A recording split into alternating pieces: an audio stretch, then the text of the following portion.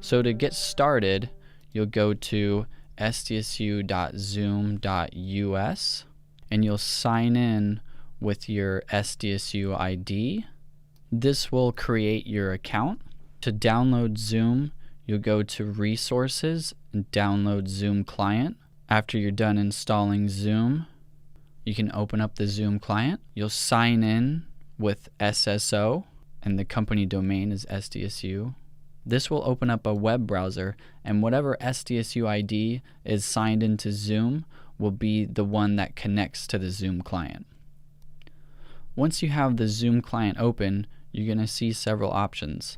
You can create a new meeting, join a meeting. You can schedule a meeting, which is what we recommend for online course meetings and scheduling office hours. For demonstration purposes, I'm going to get started right now and just create a new meeting. So once you create a new meeting, you'll see your invitation URL. This is the URL that you can send to participants so that they can join your meeting.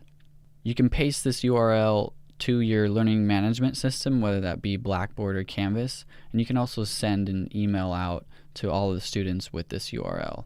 If you were to schedule a meeting, the URL would stay the same every time, but if you're creating new meetings each time, you'll have to post a new link each time. You'll also see down at the bottom your audio and video settings. This is where you can change the microphone that you're using. You can also change the video settings. You can see right now that my video is turned off. To turn it on, I'd start video, and to turn it back off, I hit stop video. You can also mute your audio and unmute. If this is your first time using Zoom, it might be a good idea to check your audio settings. You can test your microphone and test your speaker to make sure that they're working correctly. To manage the participants of your Zoom session, you'll click Manage Participants, and this is where you can mute all participants or you can mute individuals.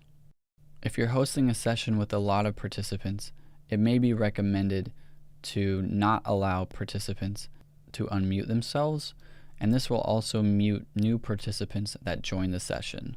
The chat function can be useful for asking questions and polling.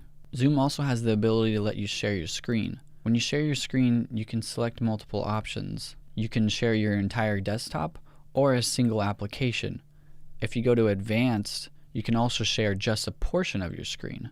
If you share just a portion of your screen, you'll be able to select what portion of your screen your audience sees. To stop sharing your screen, you go to Stop Share. One powerful function of Zoom is the ability to record your sessions. To do that, you'll hit the record button and you'll have the option to record on this computer or record to the cloud. It's highly recommended that you record to the cloud. Your recordings will be stored on your Zoom account, and you'll go to Recordings and you'll have all of your recordings there.